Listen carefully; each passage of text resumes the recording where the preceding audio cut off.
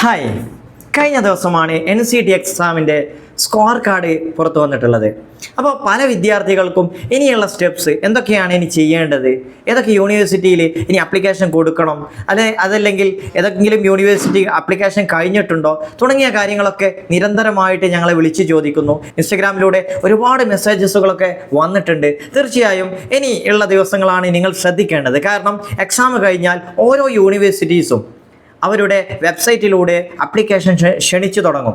അപ്പോൾ തീർച്ചയായും നിങ്ങൾ ഏതൊക്കെ യൂണിവേഴ്സിറ്റികളാണ്, NITകളാണ്, IITകളാണ്, അവിടെയൊക്കെ നിങ്ങൾക്ക് അപ്ലിക്കേഷൻ കൊടുക്കാൻ താല്പര്യമുണ്ടെങ്കിൽ തീർച്ചയായും അവരുടെ വെബ്സൈറ്റ് റെഗുലറായിട്ട് നോക്കേണ്ടതുണ്ട്. അപ്പോൾ നമുക്ക് ഏറ്റവും പുതിയൊരു ന്യൂസ് വന്നിട്ടുള്ളത് IIT ജോധ്പൂർ അപ്ലിക്കേഷൻ ക്ഷണിച്ചിട്ടുണ്ട്. അപ്പോൾ അതിൻ്റെ പ്രോസസ്സ് എന്തൊക്കെയാണ് നമ്മൾ ശ്രദ്ധിക്കേണ്ടത്, അതിനെക്കുറിച്ചാണ് ഇന്നത്തെ വീഡിയോയിൽ പറയുന്നത്. തീർച്ചയായും മറ്റൊരു കാര്യം കൂടി പറയുന്നു.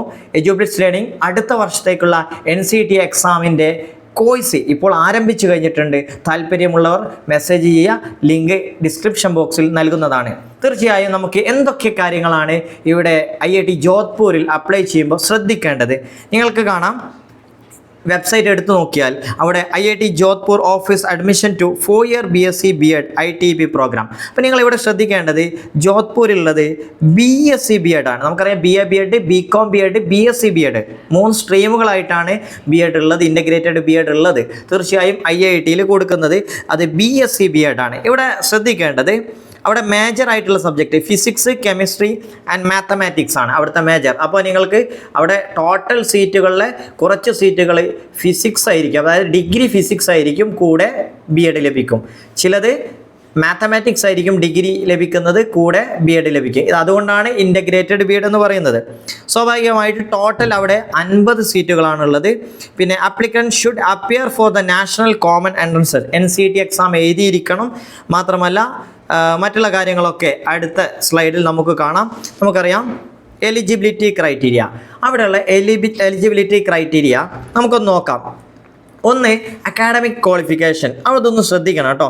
Completion of class 12 or its equivalent in 2024 or 25 from a recognized board or university with a minimum aggregate 60%. നിങ്ങളുടെ മാർക്ക് ശ്രദ്ധിക്കണം. 60% നിങ്ങൾക്ക് മാർക്ക് ഉണ്ടായിരിക്കണം. OBC, general and EWS categories. 55% ആകുമ്പോൾ SC ST PWD സ്റ്റുഡൻസ്.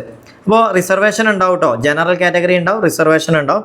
അതുപോലെ തന്നെ സബ്ജക്റ്റ് റിക്വയർമെൻറ്റ് ഇത് പ്രത്യേകം ശ്രദ്ധിക്കണം. കാരണം candidate must have studied physics, chemistry and mathematics. ഇത് ഇമ്പോർട്ടൻ്റ് ആണ്.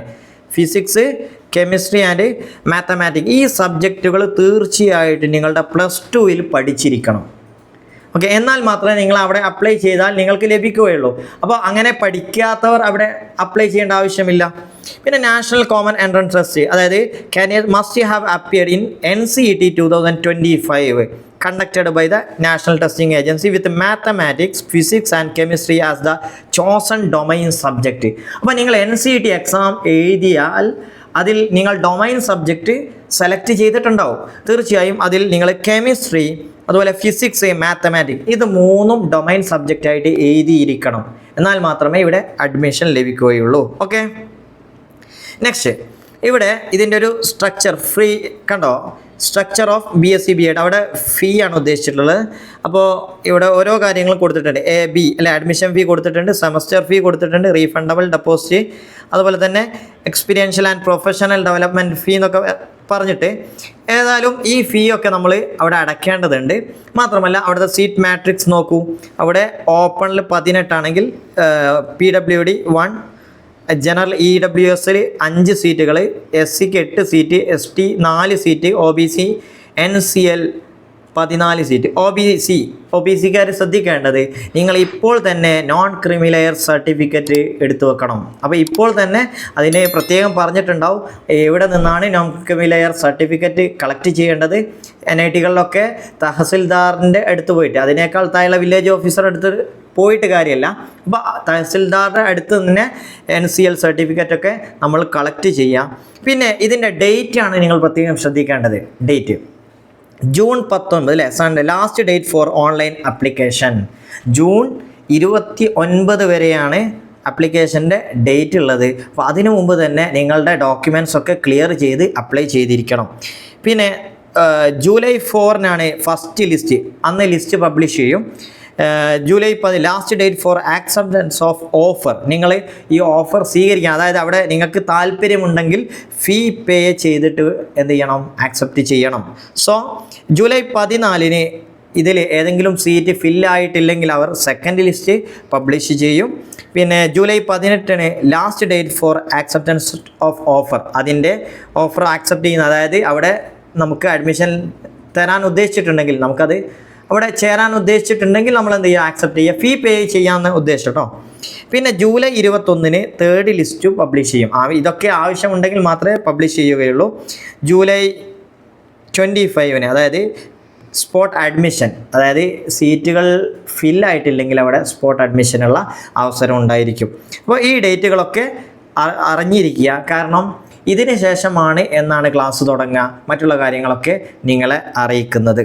അപ്പോൾ വളരെ ഇമ്പോർട്ടൻ്റ് ആയിട്ടുള്ള ഒരു കാര്യമാണ്. നിങ്ങൾ അപ്ലൈ ചെയ്യാൻ താല്പര്യമുള്ളവരൊക്കെ ഇന്ന് തന്നെ വെബ്സൈറ്റ് സന്ദർശിച്ച് അതിൻ്റെ കാര്യങ്ങളൊക്കെ, ഡോക്യുമെൻറ്റ്സുകൾ എന്തൊക്കെ വേണം എന്നുള്ള കാര്യങ്ങളൊക്കെ ഇപ്പോൾ തന്നെ റെഡിയാക്കി വെക്കണം. എന്നിട്ട് ഈ ഡേറ്റിന് മുമ്പ് തന്നെ അപ്ലൈ ചെയ്യുക.